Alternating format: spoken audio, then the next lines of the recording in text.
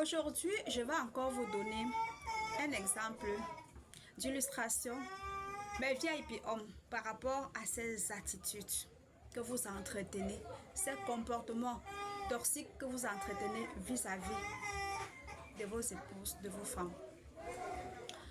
Une VIP m'a appelé et m'a dit, écoute, j'ai eu une situation. Un ami à mon défunt mari m'a appelé et m'a demandé, écoute, dis-moi, est-ce que tu as déjà reçu ton dossier technique?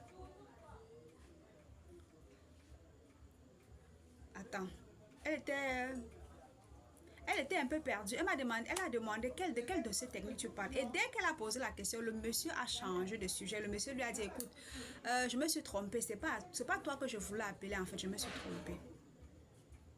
Et jusqu'à aujourd'hui, elle a compris que son mari aurait sûrement acheté le terrain avec ce monsieur en question.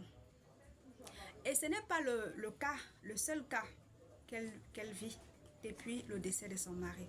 Apparemment, le monsieur aurait également acheté des terrains dans son village.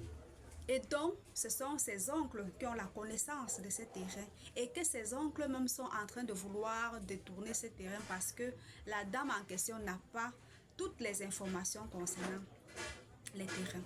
Pendant ce temps, les orphelins sont là. Ce sont d'ailleurs des grands enfants qui fréquentent et qui bientôt vont aller dans les écoles supérieures et il faudra de l'argent.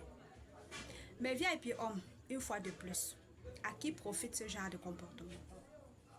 À qui profite ces cachotteries que vous faites à vos femmes?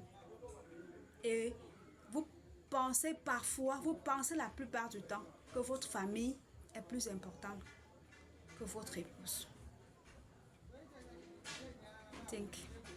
Réfléchissez bien.